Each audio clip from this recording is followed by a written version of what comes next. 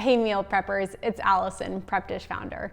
Happy Mother's Day. So today, in honor of Mother's Day, I'm going to talk about my favorite me time activities. And may not seem like it's the best fit for Mother's Day, but my birthday also falls around Mother's Day, and I found that ever since I became a mom, one thing that I've had to be more intentional about is spending time by myself, and not necessarily getting that time, but like being more aware of how I'm spending it and realizing that I am still getting time to myself and kind of refueling in different ways. A lot of these, if not all of them, you probably do. So I think it's just more being able to reflect back and realize that you are still putting yourself first, because I think that's so important if you're going to show up as the best mom that you can, to also constantly be intentional on refueling yourself and making sure that you are, you know, the best you that you can be. I'm going to go ahead and dive right into these. The first one that I love, and that is my morning journal time. So this was a practice that I always had pre-baby, and then I don't think I started it back up until like he was 7 or 8 months old. I think for this first little while, you know, it was really after he got on a sleep schedule, and then I was able to kind of get back to my routines as well. But in the mornings, I've always had some, and it kind of shifts over the years. It always has involved some sort of gratitude practice, or writing down things that I'm grateful for. It usually involves writing down some goals and maybe a devotional of some sort. So right now I'm going through a devotional. I am using the Rachel Hollis Start Today journal.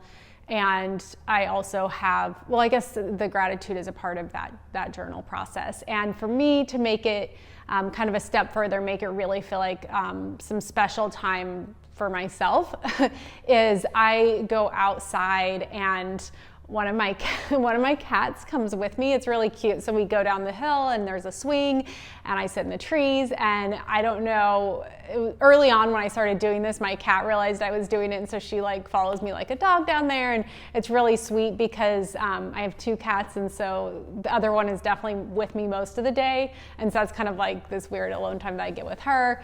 Okay, now I'm sounding like a crazy cat person, but okay, journal. Let's get back. The journaling in the morning is something that really has helped me kind of conquer my day in a better way, just knowing that I'm going to have, and it really takes like 5 to 10 minutes in the morning. So when I have that time and I make that time, I've found it makes a big difference in my attitude throughout the day. And speaking of cats, she's the one that goes with me, and she's going to sit here and cry and want to go outside, I bet. Anyway, so that was number 1, and I do have a list, so I'm probably going to be looking at it every now and then because I don't have the list memorized. But the second piece is phone conversations with girlfriends. So I say phone conversations because a lot of I live in the country. I do make it in town to see girlfriends, but I found something that I've had to get better at is not only having phone calls, but scheduling them. You know, most of my friends have kids. Some of us live in different time zones. Even, you know, I have sisters, and so just making sure that I make time for those calls is something that really helps to refuel me and, you know, connect with someone outside of those times when I can do the in-person connections. So that is number 2. Let me see. Number 3 is just reading. So a lot of these are kind of an alternative to the trap that I can get caught in. Maybe you can relate, and that is scrolling on my phone. So for work, for Prep Dish, you know, I have to be on Instagram. Okay, I don't have to be, but I'm on Instagram for work. And I can get caught up in that mindless scroll, and at the end of it, I don't feel like I've been fueled and like I've spent some quality time doing something that I love. So I've tried to figure out alternatives to that, and one of those is just reading a book. And this was something that didn't happen until I realized it was like baby was 11 months old, and that's when I was doing audiobooks, but actually sitting down. I like to read hard copy books, and so I've gotten back into doing that, and that's definitely one of my favorite me time activities, and it leaves me feeling a lot better afterwards than screen time does. The fourth one, this is similar to the phone conversation, but it's making time to be with girlfriends. So I have some other moms in the neighborhood, and trying to find a time to meet them for a walk, or have a play date, something like that. But just making sure I'm intentional with looking at my calendar, and do I have time scheduled with some girlfriends? And that is another thing that, even more so, or maybe just like in a different way, now that I'm a mom, I kind of need that time to talk with others. So that is something, I don't know if that counts as me time, but anyway, it's my video, so I'm counting it. And then the fifth one is going on a walk. So this is something that I stuck with even like the whole time of like having a baby, because walks for me, that's my exercise, but it's also a time for me to kind of let my mind rest and to decompress and de-stress. The thing that I will say with walks that I've been trying to be better at is sometimes, yes, I love to listen to a podcast or an audiobook, but I also found it's just as important to go on a walk with nothing in my ears. So this is something that I've just kind of in the past few months really been working on, and realizing that I need some headspace where I don't have something I'm listening to, and the walk is a good time for that. So I just leave my phone behind and don't even take it, so that way I can have some true quiet time, because, well, I'm in the country, so when I go on my walk, it is really silent. So that's nice for me. I'm more of an introvert and need that quiet time. So just being more aware that it doesn't always refuel me in the way I might want it to if I'm constantly listening to things. Number 6, some good old-fashioned TV.